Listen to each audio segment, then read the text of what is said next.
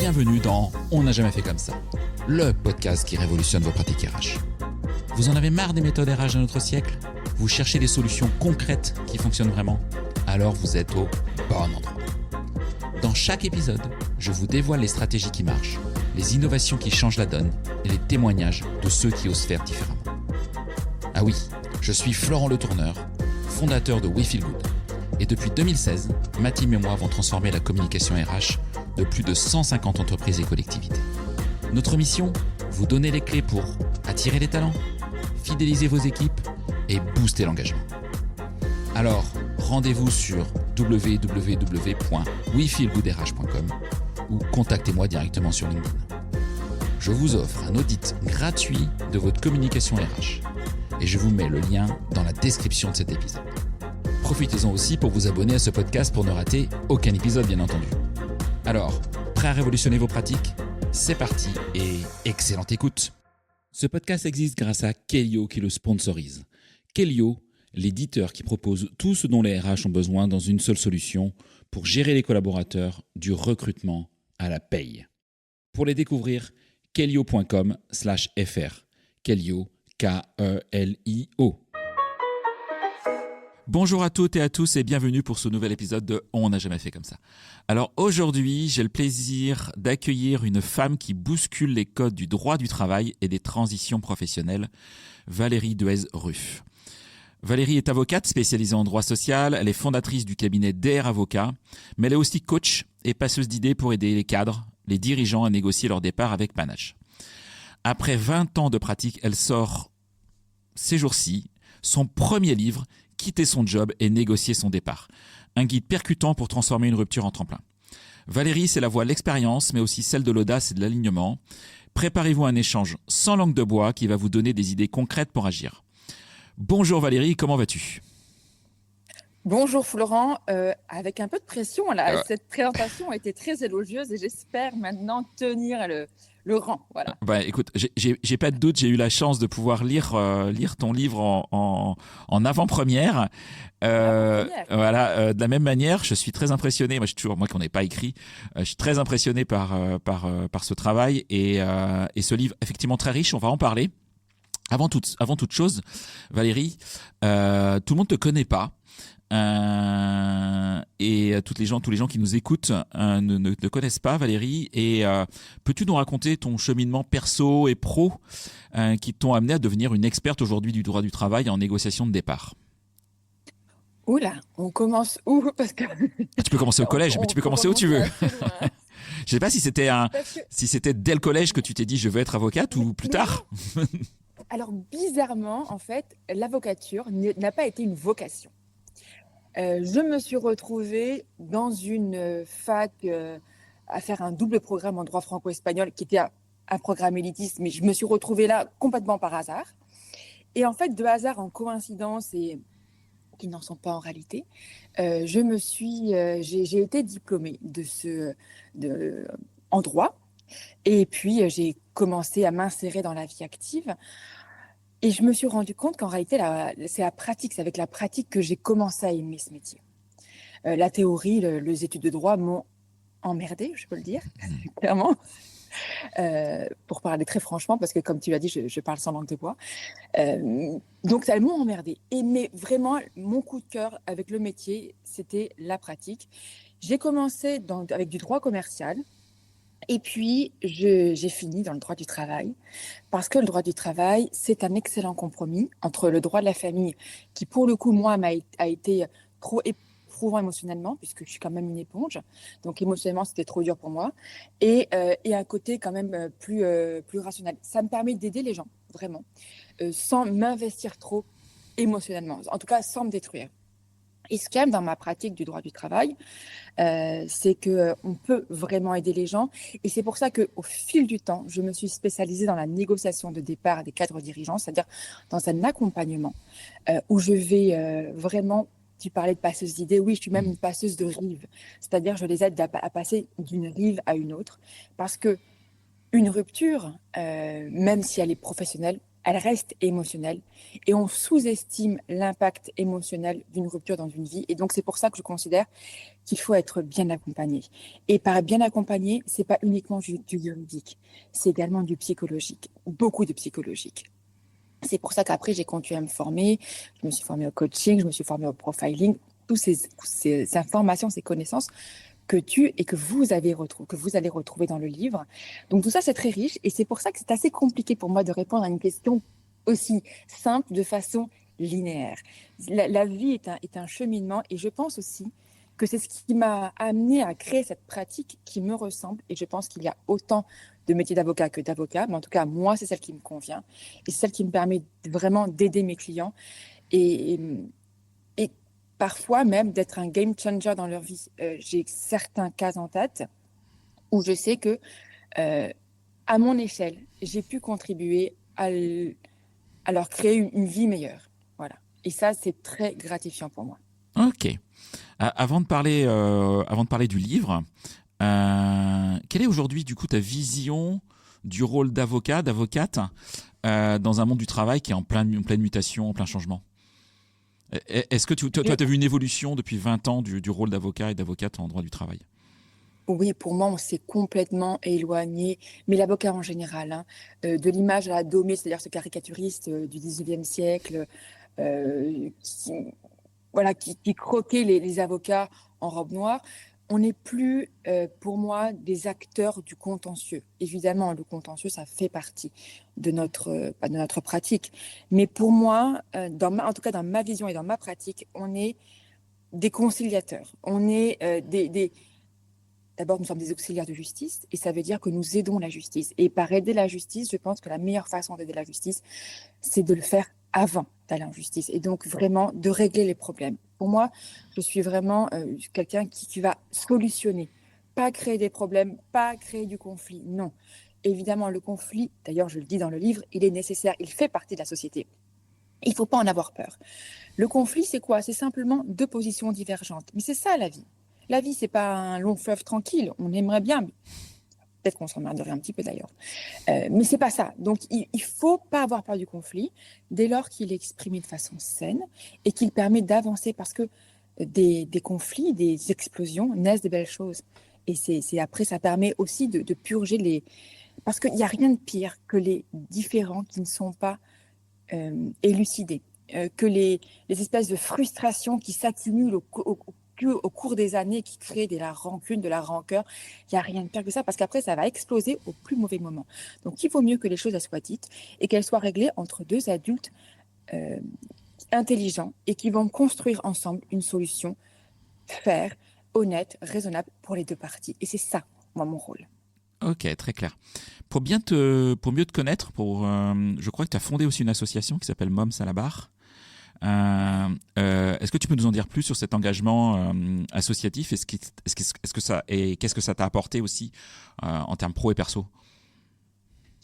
C'est un engagement qui est né, comme souvent, je pense, des engagements forts à l'issue d'une expérience personnelle.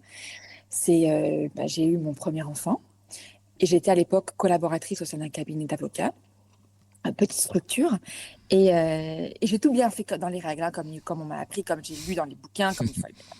J'ai tout bien fait, c'est-à-dire que je suis allée avec mon enfant, je l'ai prévenu dans les délais, après j'ai suis allée avec mon enfant au cabinet, j'ai repris très rapidement, puisqu'à l'époque, nous n'avions que 12 semaines de congé maternité, et bref, j'ai repris mon enfant avec 2 mois, donc ce qui est quand même très jeune, et j'arrive au cabinet, dès le 2e jour, mon patron me dit, ça va vite me saouler si vous partez tous les jours à 19h.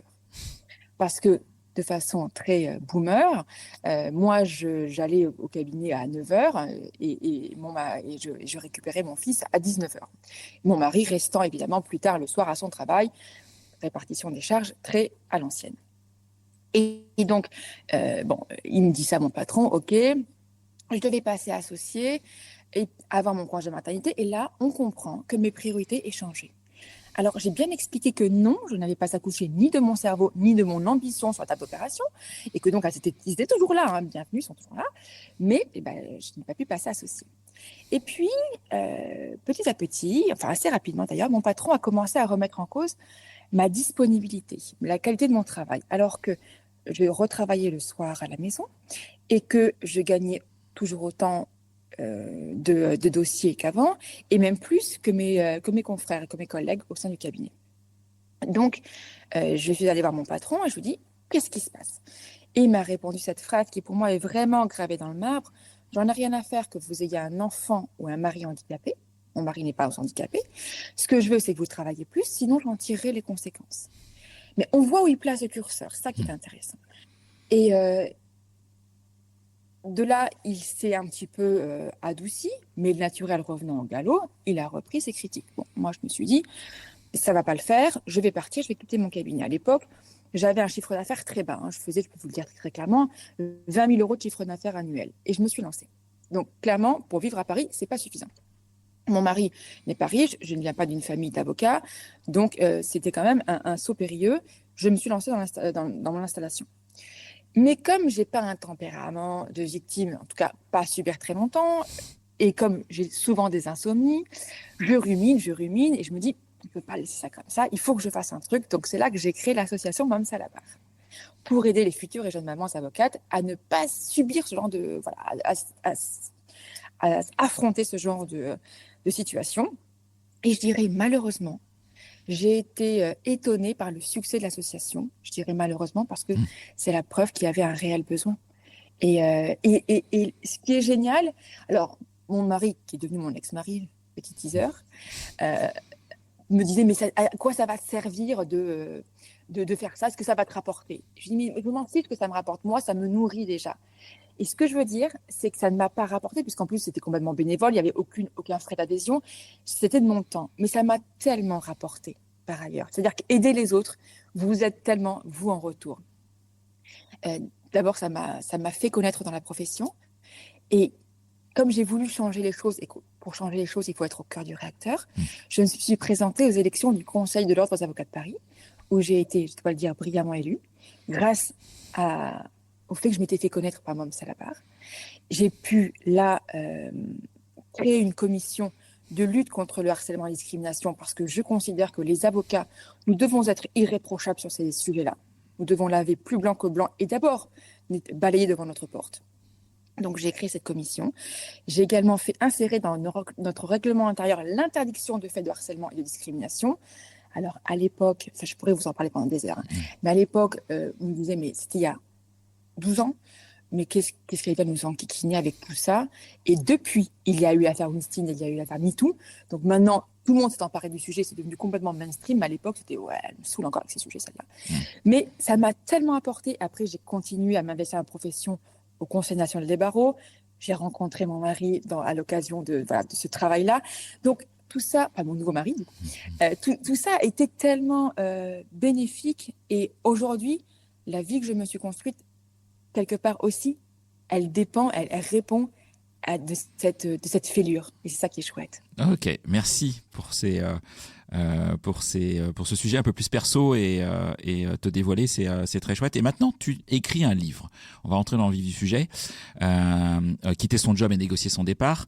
Quel message central tu souhaites diffuser et transmettre à tes lecteurs, tes lectrices? Je voudrais leur dire que vivre une situation de mal-être au travail, ce n'est pas une fatalité. Et c'est pour ça que j'ai vraiment voulu écrire ce livre. Être en mal-être au travail, se sentir vulnérable, ce n'est pas une faiblesse, ce n'est pas un échec.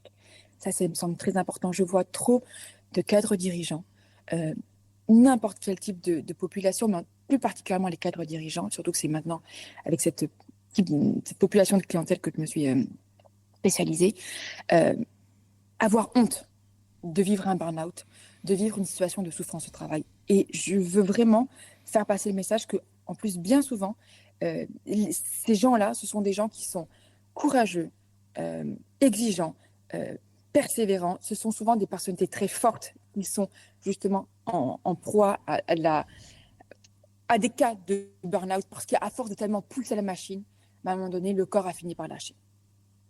Et leur dire qu'il y a des solutions. D'abord qu'ils ne sont pas seuls, qu'il y a des solutions.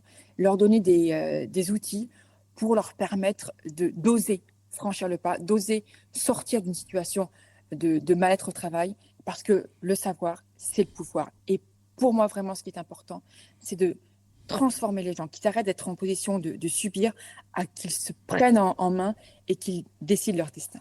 Ok. Tu parles d'ailleurs de mal job dans Oui. ton livre. Comment est-ce que tu peux nous définir ce concept et pourquoi il est devenu peut-être aussi malheureusement d'ailleurs répandu aujourd'hui? Alors, le mal job, c'est en effet un concept que j'ai créé parce qu'on connaît tous plein de termes sur la souffrance au travail, le burn-out, les risques psychosociaux, la qualité de vie au travail. Mais tout ça, en fait, pour moi, ne parviennent pas à définir ce qu'est vraiment cette sensation de mal-être au travail. Le mal job, pour moi, c'est un peu, par analogie avec la malbouffe, un job qui ne nous nourrit plus. C'est-à-dire, bon, en effet, ça nous alimente, c'est-à-dire que ça paie nos charges, Mm. mais ça ne nourrit plus. C'est-à-dire que peut-être que ça nourrirait notre collègue, peut-être que ça nous a nourri nous, mais aujourd'hui, ce job n'est plus aligné avec qui je suis. Les valeurs de l'entreprise ne sont plus en phase avec mes valeurs. Et tout ça, ça crée un déséquilibre, un désalignement qui fait que peu à peu, j'y laisse ma santé. Pourquoi? Parce que la fatigue, celle que vous ressentez quand vous passez une bonne journée au travail très fatigante, mais que vous faites plein de choses qui vous fatiguent, mais qui vous plaisent, ça, c'est de la bonne fatigue. En revanche, quand émotionnellement, vous êtes mal, vous pouvez travailler 2 heures ou 10 heures, là, vous serez dévoré petit à petit de l'intérieur. Sauf que la difficulté, c'est que comme ça se fait de petit à petit, de façon insidieuse et sournoise, vous ne vous en rendez pas compte. Et c'est un peu comme une grenouille qu'on va mettre dans une marmite. On va la mettre dans l'eau froide, elle va se prélasser tranquillement, et puis on va monter la température. Petit à petit, elle est bien, sauf qu'elle ne se rend pas compte que la température grimpe de plus en plus. Et qu'au moment où il est trop tard, où vraiment ça fait chaud, et ben il est trop tard, elle n'arrive plus à en sortir. Et c'est un peu ça. Ou alors, si vous voulez, comme le lapin dans les phares de la voiture. On est pris là et on ne sait plus. Parce que, en plus, il y a un principe de réalité. On ne peut pas tout planter parce que on n'est pas bien dans le job. On a un loyer à payer, les études des enfants, on a une réalité. Et puis, il y a aussi une réalité sociale, notamment pour mes clients cadres dirigeants. Vous avez un certain statut social qui est lié à votre poste et tout plaquer, ça fait peur. Et donc, voilà, le livre est là pour vous dire, ça nous arrive à tous. N'ayez pas peur, il y a des chouettes choses qui vous arrivent, qui vous attendent derrière. Ok. Toi, tu es spécialisé effectivement sur les cadres dirigeants, mais le livre que tu nous proposes peut être lu en fait par tout le monde. Il est accessible à tout le T'es monde. Et d'accord? Ouais, justement, ouais, dans le style, même dans le style, ouais. j'ai voulu, d'ailleurs, ça se reflète sur la couverture, hein, c'est vraiment quelque chose qui est grand public. Parce que oui, le savoir n'est pas non plus dirigé que pour les gens qui ont de l'argent. Et c'est important que justement le savoir se transmette à toutes les couches, à tout le monde.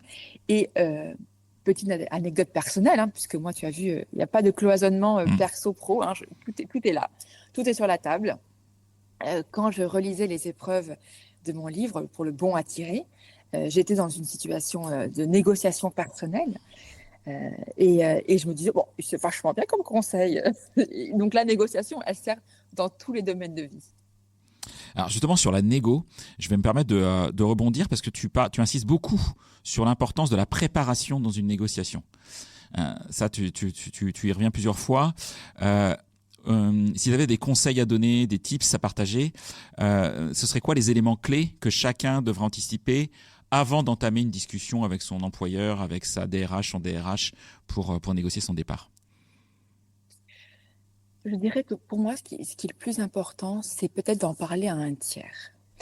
Je plaide pas pour ma paroisse, évidemment, un avocat c'est mieux, mais parlez-en à quelqu'un de confiance. Parce que souvent, lorsqu'on est dans une situation, on est le nez embourbé dans le cœur du réacteur et on n'a pas la hauteur de vue nécessaire. Et pourquoi c'est important? Parce que forcément, on a plein de biais cognitifs. Notre cerveau est nourri de biais cognitifs en permanence. Et je dirais que le principal obstacle que je rencontre dans la négociation est souvent la perception erronée que le client a de sa situation. Il y a des clients qui vont venir me voir en me disant « Oh là là, ça va être très compliqué » et en fait, on le négocie en 24 heures. D'autres clients qui me disent « Oh, vous allez voir, maître, ça va être super facile ». Et ce n'est pas possible, même s'il y a eu des négociations réussies précédemment avec ce même interlocuteur dans cette même boîte pour d'autres collègues, parce que précisément ce salarié-là n'est pas apprécié dans l'entreprise et lui ne s'en rend pas compte. Donc, voir avoir une vision globale, plutôt objective de sa situation, va permettre ensuite de constituer un dossier. Plutôt qu'un conseil, je vais donner un conseil sur ce qu'il ne faut pas faire. Ok. Parce que la première chose que les gens vont faire parce qu'ils vont aller voir sur Internet, ça va être de constituer un dossier. Oui, mais non. Attention au dossier, parce que lorsque les gens pensent constituer un dossier, ils se mettent à écrire des tonnes de mails dans tous les sens pour se créer des preuves. Et là, mettez-vous à la place du DRH, ça tombe bien puisque c'est votre population d'auditeurs. Qu'est-ce qu'il va faire un DRH quand il reçoit, quand il voit ou qu'il plein de mails? Il va sortir ses ergots, il va dire oh là là, qu'est-ce qui se passe? On cherche à se préconstituer en face. Et donc moi, je vais derrière mettre une tonne de défense parce que je vois bien ce qu'est en train de faire le salarié. Donc c'est pas bien. Et pas bien parce que vous mettez votre interlocuteur de mauvais poil. Et quand vous voulez lui demander, après une négociation, quand vous allez lui demander un petit peu d'argent, parce que c'est ça l'objectif, vous voulez partir, un, avec vos droits au chômage et deux, avec un peu d'argent. Si vous tapez du pied et du poing sur la table, votre interlocuteur, il ne va pas être content. Donc, c'est pour ça que votre interlocuteur, il faut le ménager. Plus vous voulez lui demander de choses, plus il faut être sympa avec lui. Ok. Alors, comment bien se préparer? Si quelque part, tu nous déconseilles d'envoyer trop de mails pour se préparer et constituer ce dossier, quels seraient les éléments clés à mettre en avant pour vous augmenter ses chances d'avoir un accord favorable à l'issue, que ce soit en termes de financier, en termes de timing, etc. Ça va dépendre de chaque dossier puisque chaque situation est différente. Mais globalement, déjà, mettre de côté... Alors, la première chose, c'est sauvegarder sa boîte mail. Ensuite, ça va être mettre de côté tout ce qui est évaluation positive. Si vous avez déjà écrit des réclamations sur, par exemple, le temps de travail, sur la charge de travail, les sauvegarder également.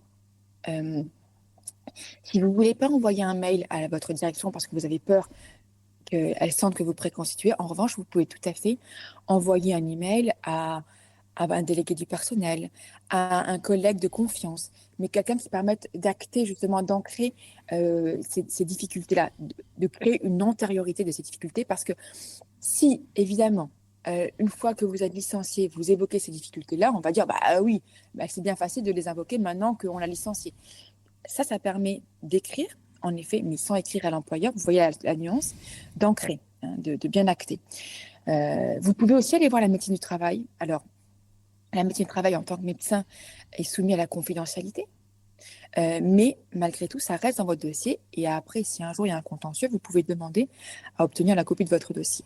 Bien évidemment aussi, si vous êtes cadre au forfait jour et que l'entreprise ne respecte pas les conditions légales et jurisprudentielles du forfait jour, et c'est souvent le cas, il faut mettre de côté toutes les preuves des heures supplémentaires, des heures effectuées au-delà de 35 heures par semaine, et souvent c'est beaucoup, dans la limite de 3 ans. Voilà. Donc c'est pour ça que la sauvegarde de la boîte mail va être importante. Donc sauvegarde de la boîte mail, écrire à vos collègues pour vous faire des preuves, et aller voir un tiers et la médecine du travail, parce que si vous êtes en souffrance au travail, n'attendez pas pour aller consulter un médecin et prendre soin de votre santé. Ok. Et à quel moment se faire conseiller par un avocat est utile dans une démarche? Est-ce qu'il faut dès le départ, est-ce qu'il faut attendre un certain moment si on sent qu'effectivement la rupture va pas se faire? Comment est-ce que tu vois les choses? En toute indépendance. Moi, en toute indépendance. Je pense que, un peu comme le médecin de famille, il faudrait qu'il y ait un avocat de famille, quelqu'un qu'on puisse consulter dès qu'on sent qu'il y a un truc qui ne va pas bien. Parce qu'il vaut mieux être dans la prévention qu'intervenir qu'une fois que la maison a brûlé. Moi, faire le pompier, ça ne m'intéresse pas. Et puis, une fois que la maison elle a brûlé, c'est beaucoup plus compliqué pour vous de remonter la pente. C'est-à-dire, une fois que vous êtes au fond du trou, remonter, c'est plus compliqué. Donc, moi, je préfère intervenir quand vous êtes encore pas trop esquinté, que je peux vraiment vous aider, parce que ce qui m'intéresse, pour moi, c'est pas la sortie. La sortie, c'est pas une finalité. Ma finalité, c'est comment vous allez rebondir après. Ouais, c'est l'aspect émotionnel, c'est dont tu as parlé tout au départ. Oui. Voilà, tu en as parlé tout à l'heure. Ok. Et c'est pour ça d'ailleurs qu'au premier rendez-vous, alors ils me disent je suis pas bien, et souvent ils pleurent. Je leur dis ok, mais comment vous voyez la suite? Ils me regardent comme ça, parce que je leur dis vous allez voir. En fait, ce que vous vivez là est une très belle opportunité. Donc, ils ont vraiment des yeux doublement écarquillés. Mais j'essaye en fait de les projeter, de leur dire, OK, là, ce que vous vivez, c'est difficile, mais parce que justement, en réfléchissant à ce que vous allez faire après, on sème une graine qui est la graine de l'espoir. Et ce que je leur dis, c'est que moi, je suis là pour m'occuper de votre présent, qui sera bientôt votre passé, mais pour que vous puissiez vous occuper de votre futur, qui est pour moi la chose la plus importante. Ok. Les personnes qui nous écoutent sont majoritairement des DRH, des managers divers et variés. Quels conseils, que peuvent apprendre les DRH et les managers de ton approche pour mieux accompagner les départs volontaires de l'autre côté de la barrière? Comment est-ce que toi, tu pourrais aider les DRH, les managers peut-être aussi à être meilleurs dans ces situations? Oui, alors merci Florent, je trouve que c'est une excellente question parce que souvent on tape sur la tête des managers ou des DRH. Oui, et j'aime pas ça moi. Alors que, Moi j'aime bien les DRH. alors que souvent ce sont les maillons d'un système et que souvent eux-mêmes sont victimes de souffrance au travail. Et je pense qu'il faut vraiment les prendre en considération et déjà les humaniser. Ah oui, mais alors ce que tu dis, je me permets de t'interrompre parce que tu vois, avant j'étais co-dirigeant d'un cabinet de recrutement et en tant que dirigeant d'un cabinet de recrutement, je rencontrais des DRH qui venaient me voir en me disant bah tiens Florent, j'ai besoin de recruter un commercial, un DAF, etc. Et on échangeait commercialement et à la fin, bon, si tu as une opportunité pour moi, tu t'hésites pas à me le dire aussi. Ah bon, pourquoi? Parce que j'en peux plus en fait de mon boss. Enfin voilà, le binôme des fois DG DRH, il est pas toujours simple. Ou la place du DRH dans un codir ou dans un comex, ou sa non place d'ailleurs dans un codir ou dans un comex, peut entraîner des mal-être. Donc je te rejoins sur ce que tu disais. Excuse-moi de t'avoir interrompu, mais effectivement eux-mêmes des fois les DRH sont pas forcément les mieux lotis non plus dans ce genre de voilà. Eux-mêmes ils ont un petit cœur qui bat. Donc voilà. Exactement, c'est exactement ce que j'allais dire, c'est qu'en fait, il faut les humaniser. Il faut arrêter de les voir comme des ennemis ou comme des empêcheurs de tourner en rond. Ce sont des humains qui sont eux-mêmes soumis à une grosse pression. Et donc, pour répondre à ta question, pour aider les DRH ou les personnes qui sont de l'autre côté de la barrière, déjà, je pense que ce qui est important, c'est de mettre en place des indicateurs. Quand vous voyez qu'un salarié est en souffrance au travail, il y a plusieurs indicateurs qui peuvent être mis en place au sein de l'entreprise. Faire remonter les alertes et ne pas mettre la poussière sous le tapis. Et aller voir le salarié et oser poser la question, ne pas avoir peur de ce qui va nous renvoyer à la figure et ne pas avoir peur d'être remis en cause. C'est vrai que souvent les gens, et d'ailleurs c'est un biais, un écueil auquel je me confronte, lorsque un salarié va parler à son interlocuteur de la souffrance qu'il subit au travail, il y a souvent un moment de recul, de colère, de fermeture de la part de l'interlocuteur. Pourquoi? Parce que justement, en tant qu'être humain, la personne se sent remise en cause dans son professionnalisme et dans son humanité. Et ça, en tant qu'être humain, c'est absolument insupportable. Et donc, aussi, en tant que DRH, si on vient vous voir en vous disant je ne suis pas bien dans mon emploi, dans mon job, ce n'est pas forcément votre faute à vous. Et donc, essayez de prendre un petit peu de recul pour accepter ce témoignage et voir comment vous pouvez l'aider. Mais déjà en amont, vraiment, mettre en place des indicateurs pour faire en sorte qu'un mal-être au travail ne puisse pas se développer. Avec peut-être aussi des systèmes d'écoute. Nous, au sein du barreau de Paris, on avait mis en place des cellules d'écoute anonymes pour que les gens osent parler. Parce que évidemment, pendant des procédures contentieuses, on vient nous objecter le fait que, oui, mais le salarié n'a jamais fait part des difficultés dans l'entreprise. Ben oui, vous n'allez pas dire à votre manager qui vous tyrannise, qu'il vous tyrannise, parce que vous savez très bien que vous allez vous faire virer. Il y a toujours cette même inquiétude aussi des RH. Donc, il faut créer un maillon qui soit complètement autonome. Alors, vous allez me dire, oui, mais c'est à ça que servent les représentants du personnel. C'est pas toujours évident. Et je pense qu'il faut vraiment créer une cellule autonome, parfois même tiers, parfois indépendante de l'entreprise, même pas le représentant du personnel, qui font un job formidable, c'est pas la question, mais parfois qui peuvent aussi avoir leur propre agenda. Et c'est pour ça que moi, je considère que recourir aussi à un avocat, ça permet pour les DRH et pour les salariés d'avoir une vision objective et plus saine et sereine de la situation. Ok, très très clair. Est-ce que tu penses que la culture managériale française est prête aujourd'hui à voir les départs comme des opportunités plus que des échecs? Est-ce que on a franchi des paliers sur ce sujet-là en France, ou on est encore un peu très très loin ou trop loin? Je pense qu'il y a encore un petit peu de marge pour ça. Hmm. Je pense alors, moi, tu sais, je suis une vraie optimiste, résiliente. J'ai foi en l'humanité, donc je veux toujours croire que c'est mieux qu'hier, que ce sera de chaque jour de mieux en mieux.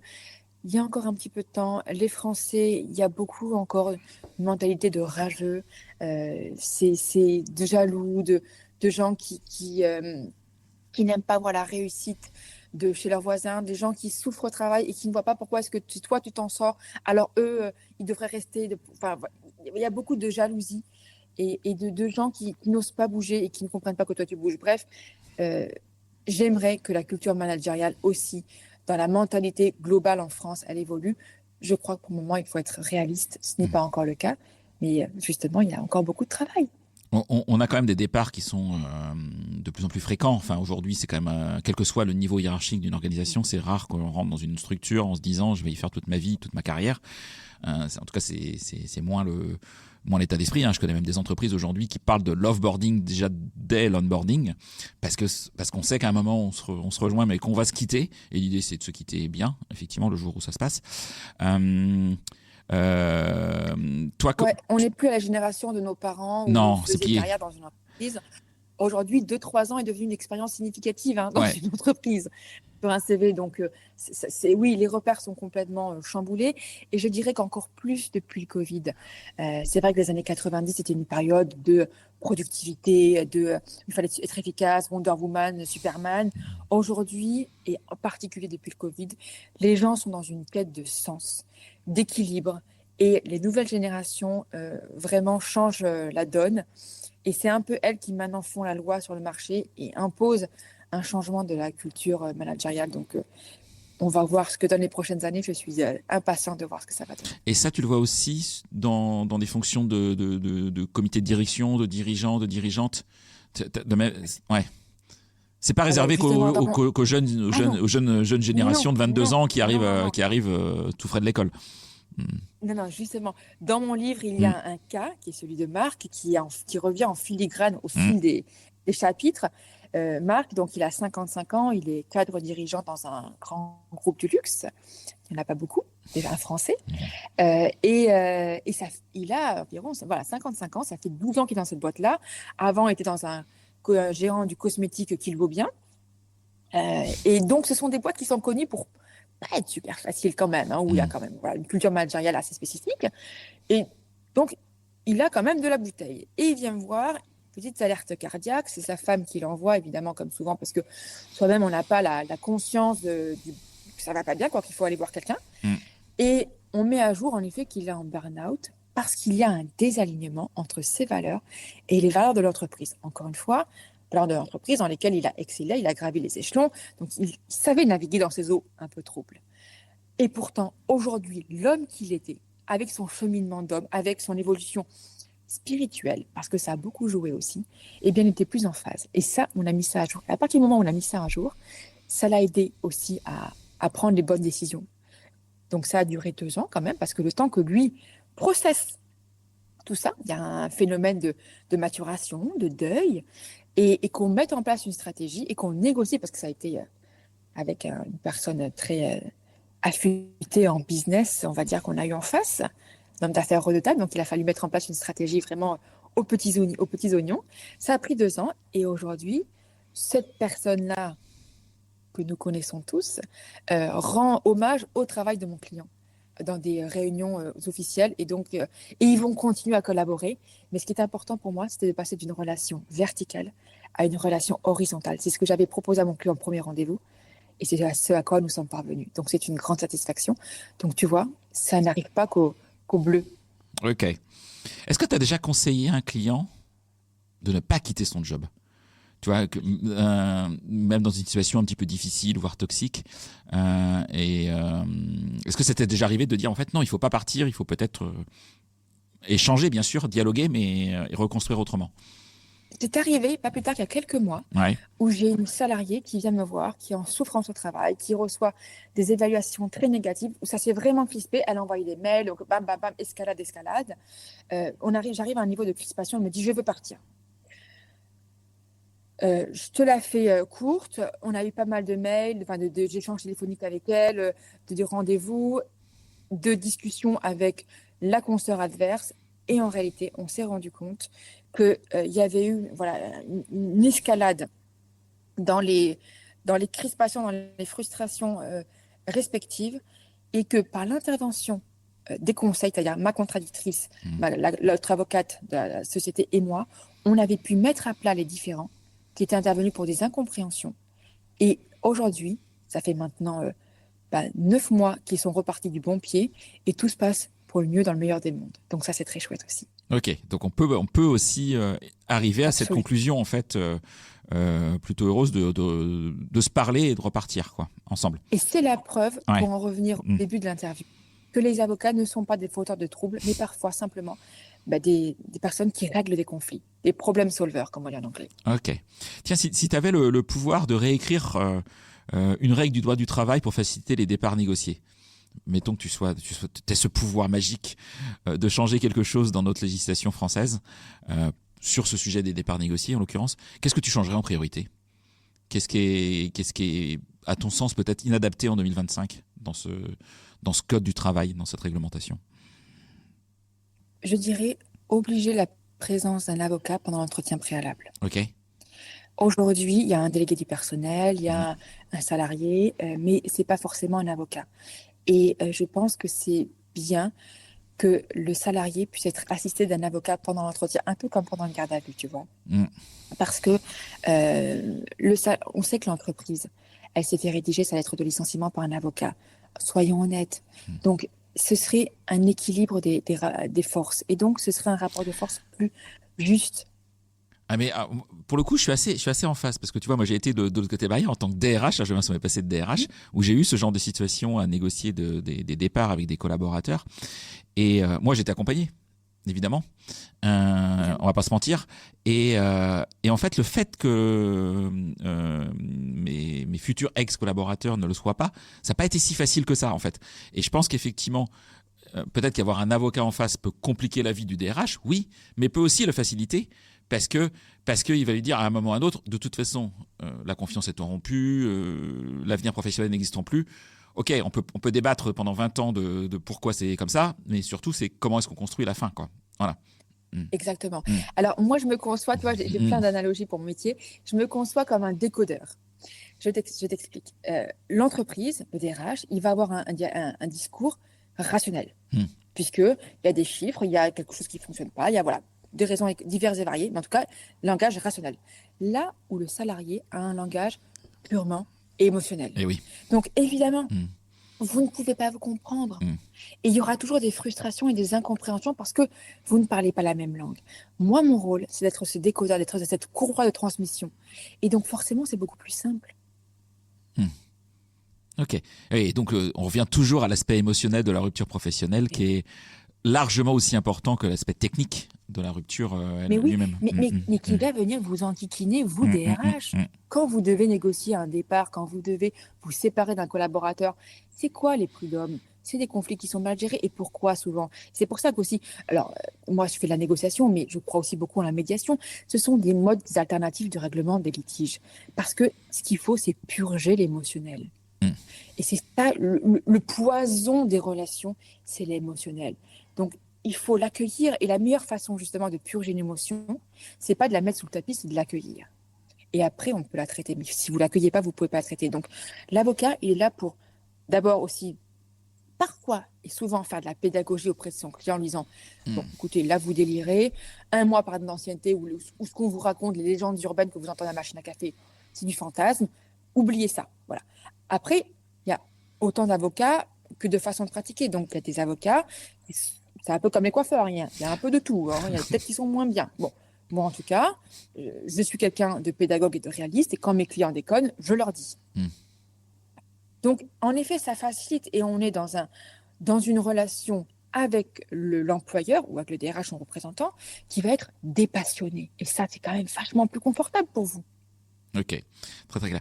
Est-ce que les nouveaux modes de travail type freelancing, management de transition, portage salarial, ça change des choses ou pas dans la relation avec l'employeur ou est-ce que ça change rien pour toi ? Ouais, ça change les choses, mais il faut pas que ce soit du salariat déguisé parce que ça crée encore plus de frustration. Hmm. Faut que ce soit honnête de côté. C'est comme un peu le 4/5e où tu fais 100% de ton temps en 15 jours. Hmm. Bon, il faut pas, il faut que ce soit quelque chose qui soit honnête pour les deux parties. Il faut pas d'abus. Moi, je suis contre les abus. Voilà. Je suis pour des relations honnêtes, sincères. Après, c'est du business, donc il faut que voilà, chacun y trouve son compte. Ok. Alors, si tu devais résumer ton livre en une ou deux phrases choc pour convaincre quelqu'un de le lire, tu dirais quoi? Quelle phrase choisirais-tu? Arrêtez de subir, reprenez le pouvoir, décidez. Ok, c'est très clair. Ok. Euh, Un pro total, hein. ouais, non, mais c'est. Un cri du cœur. Ah mais j'avais pas envoyé les questions en amont, hein, donc c'est clairement de l'impro, mais après c'est toi qui l'as écrit le bouquin, donc non, normalement c'est mieux. Mais alors, il y a quand même beaucoup de pages, hein, Ouais, d'ailleurs beaucoup plus que ce que m'avait dit l'éditrice. Et ouais. finalement, il n'y a pas eu de censure, mais donc il y a beaucoup de pages résumées en quelques mots. C'est chaud. Ouais, c'est chaud et c'est un livre effectivement moi que j'ai trouvé très pratico-pratique. Ouais. C'est surtout ça parce que au départ je me suis dit waouh, un livre juridique, moi je suis pas juriste, tu vois, après je comprends un minimum de droit du travail mais je suis pas juriste. Je me suis dit waouh, ça va être complexe, en fait c'est pas un livre juridique. Alors évidemment il y a des notions juridiques mais, parce que ça on est en France et on faut bien s'appuyer sur quelque chose, mais par contre c'est un livre pratico-pratique et ça c'est quelque chose qui fait que pour moi il est lisible par beaucoup de gens en fait, et pas juste par des experts en droit du travail, qui est un autre sujet. Mm.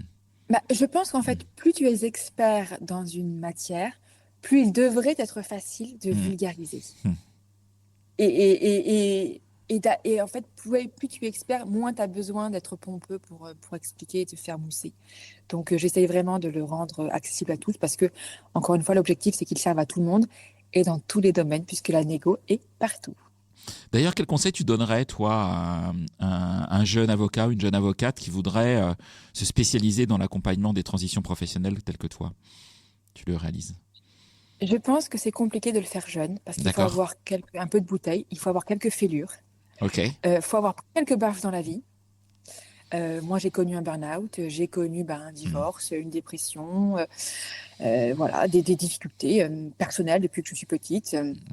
Un parcours de vie, hein, voilà, un petit peu caboté, voilà, cabossé aussi. Et je pense que ça forge une humilité, une empathie, une écoute et une humanité qui sont nécessaires dans ce métier-là. Ok. Ton livre vient de sortir.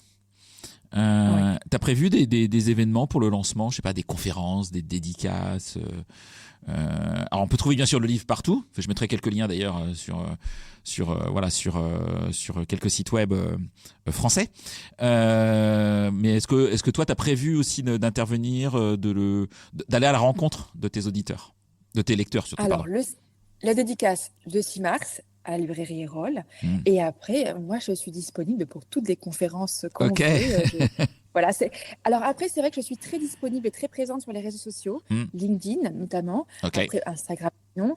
Mais mon objectif, c'est vraiment de transmettre le maximum d'informations de façon claire, de façon didactique et pédagogique à tout le monde. Donc, ce sont des vidéos, des pastilles qui sont courtes voilà. Et j'essaie de les faire un petit peu vivantes et marrantes et vraiment, encore une fois, accessibles à tout le monde. Ouais, parce que tu utilises pas mal LinkedIn Ouais. aujourd'hui. Euh, c'est un canal pour toi pour faire passer des messages? C'est un vrai canal Oui, impactant? oui. Hmm. Et alors, ce que je trouve incroyable, c'est que Marc, par exemple, il m'a connu via LinkedIn. D'accord. Ok. Et moi, je me dis, mais comment un mec de ce niveau-là n'a pas déjà son propre avocat? Hmm. Et donc, alors, depuis, donc c'était il y a maintenant 3 ans, depuis, les avocats se sont quand même pas mal mis sur les réseaux. Hmm. Donc, je suis plus la seule à faire ça. Mais peu importe, moi, je continue de le faire parce que d'abord, ça me fait plaisir de communiquer avec les gens. Ça les aide. Et puis, pour moi, c'est assez facile de communiquer via le filtre d'un téléphone. C'est plus facile qu'aller à la rencontre des gens parce que j'ai toujours un peu peur d'aller à la rencontre des gens, plein de gens. Ouais. Est-ce qu'il y a une courte anecdote pro que tu pourrais nous raconter que tu n'as jamais racontée? Voilà, sans citer évidemment, parce que l'idée c'est pas de citer, ou tu peux anonymiser. Quelque chose qui t'est arrivé ou l'erreur, je dirais, la plus drôle, la plus absurde que tu as vue lors d'une négo de départ, par exemple. Ah, euh, hmm. Non, parce qu'en fait, comme je raconte tout, j'ai déjà tout raconté, donc Ah, il y a beaucoup de choses dans le j'ai pas livre, ça beaucoup de c'est sûr. secrets. C'est ça. J'ai plus beaucoup de secrets. Moi, tu vois, je suis plus Ouais, une femme publique, hein, je raconte tout, donc il n'y a rien qui soit secret. ok. Est-ce qu'il y a des personnes que tu me recommanderais d'interviewer sur ce podcast qui peuvent intéresser effectivement la fonction RH? Ça peut être soit des RH eux-mêmes, soit des personnes qui travaillent avec des professionnels RH, des personnes qui t'inspirent, que tu connais ou que tu connais pas directement, mais qui t'inspirent et que toi t'aimerais entendre au micro. Euh, Moi, il y a des gens qui m'inspirent. Il y en a un qui s'appelle Pierre Savran-Schreiber, qui a aussi un podcast qui s'appelle Parole de lawyer et qui est médiateur, qui Hmm. après des années à la tête d'un prestigieux cabinet d'avocats américain en France, aujourd'hui fait de la médiation. Et c'est vraiment la preuve, à mon sens, que justement, il y a un changement dans les mentalités sur aujourd'hui, un avocat, c'est quelqu'un qui vient régler les problèmes et qui vient là aussi purger l'émotionnel. C'est vrai qu'un sujet sur la médiation peut être hyper intéressant parce que ça Absolument. c'est un véritable enjeu. Aujourd'hui, toi, tu fais comment ta veille pro? Comment est-ce que tu pratiques? Est-ce que c'est une veille purement juridique que tu as évidemment, ou est-ce que tu as aussi une veille RH, une veille managériale, et comment est-ce que tu concilies les deux en fait? Alors, moi, depuis que les smartphones ont été inventés, je m'en suis greffé un dans la main. Donc, je suis constamment connectée. Donc, c'est vraiment la presse, les réseaux sociaux, tout. En fait, je Hmm. m'imbibe de tout. Je suis une éponge. Je suis extrêmement curieuse. Mais je dirais que ce qui m'intéresse le plus, c'est évidemment voilà, la veille juridique. Je suis obligée de la faire et je Hmm. la fais parce qu'en plus, j'adore mon métier. Mais pour moi, le juridique, ça représente 30% de ma pratique. Après, ça va être des formations en permanence, mais sur des soft skills, sur Ok. l'aspect humain. Ma marotte, mon intérêt spécifique, puisque moi, je fonctionne par intérêt spécifique, étant neuroatypique, c'est l'humain. Et c'est vraiment, ça a été mon fil d'Ariane tout au long de ma vie. C'était comment fonctionne l'humain, comment décoder l'être humain, comment reproduire les codes de l'être humain et comment mieux être intégré par l'être humain aussi, in Ok. fine. Très très clair. Merci pour tous ces éléments, Valérie. Si on veut te contacter, c'est assez facile. LinkedIn. Très facile. Voilà, Sur mon site internet aussi, il y a un formulaire de il y a contact. tout. Voilà, je Vraiment mettrai les liens très de toute façon. facilement joignable. Ouais, je mettrai les Voilà. liens pour tout le monde pour les retrouver Je facilement. précise que je ne fais pas de consultation en ligne parce que souvent on me D'accord. demande des Ok. conseils. Et donc, non, je ne fais pas de consultation en ligne parce que ce serait d'abord irresponsable de faire une consultation en ligne sur un simple 3 lignes qu'on m'envoie. Non, si vous voulez avoir un conseil de qualité, allez voir un professionnel qui prendra le temps de vous écouter, d'analyser votre situation et qui vous répondra de façon circonstanciée. Et si tiens, c'est une très bonne question parce que si je ne connais pas d'avocat, auprès de qui je peux me renseigner? Est-ce que auprès de l'ordre local, je peux me renseigner? Parce que Google, ok, on peut taper avocat du droit du travail, il y en a des tartines, hein, donc c'est difficile. Qu'est-ce que tu conseillerais à quelqu'un qui voudrait trouver un avocat pour l'aider? Écoute, aujourd'hui, nous avons des outils à notre disposition qui sont Internet, les réseaux sociaux. Hmm. Donc, moi, je conseillerais d'aller voir sur Google et de voir, parce que maintenant, tout le monde communique. Donc, tout le monde a un site, tu peux voir une photo de la personne. Et il y a pas mal de personnes qui viennent vers moi en me disant, je vous ai googlisé. Et en fait, vous m'avez l'air sympathique. J'ai trouvé que vous aviez l'air humaine. Et allez chercher l'avocat qui nous ressemble. On a l'avocat et le client qui nous ressemblent. Donc, allez voir la personne avec qui vous vous sentirez en confiance. Parce que l'avocat, ça va être votre voix. Et donc, il est important que cette voix que vous allez porter, elle soit en phase avec qui vous êtes. Et donc, quelqu'un qui vous corresponde et qui vous réponde. Ok. Un grand merci Valérie Merci. pour ta disponibilité, pour ton temps. Et puis, je vous dis à toutes et à tous à bientôt, à la semaine prochaine pour un nouvel épisode. Au revoir. Au revoir.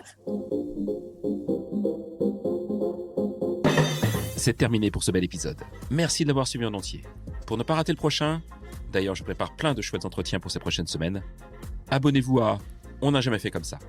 C'est le bouton Suivre sur Apple Podcast ou s'abonner simplement sur Spotify. N'hésitez pas également à mettre 5 étoiles si vous avez apprécié ce podcast et à me contacter via LinkedIn pour tout commentaire ou toute suggestion d'invité. À bientôt.